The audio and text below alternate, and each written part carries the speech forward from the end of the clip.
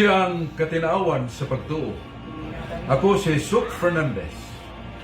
Doon ay may nungdanon nga pangutana, di ka ni Ryan, atong paminaw. Dili tinuod si Santa Maria way sala. Tanang tao makasala. Gikan sa Roma kapitulo 3, bersikulo 23. Ug tanang makasala mamatay. Si Maria namatay busa siya may sala. Ang ako pangutana, nganong gitulo sa Katoliko nga si Maria walay sala? Salamat, Ryan, sa imong maayo kay nga pangutana.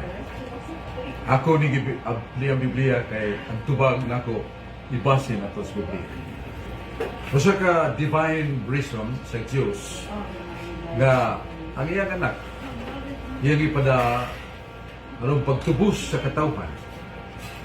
Pero nagpili siya sa kasudlanan sa manunubos nga mao si Santa Maria o gipagawas sa kamatuoran sa Biblia, Kaalam 1:4. Ang kaalam o nas Kristo dili mo puyo sa kalag nga mahutaw.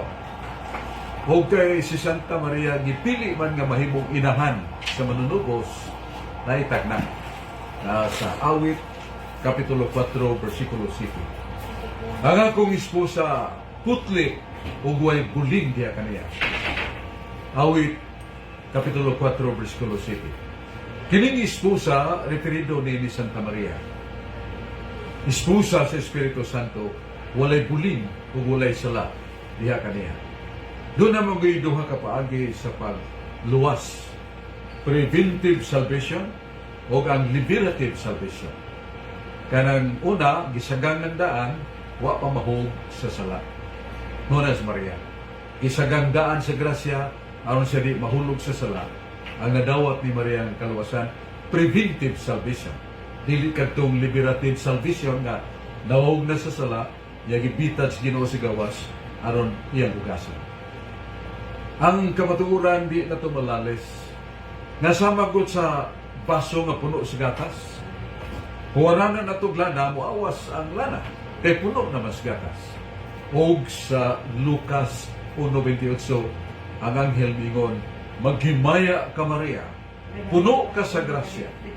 O kay puno man sa grasya, way luna sa sala diha kaniya.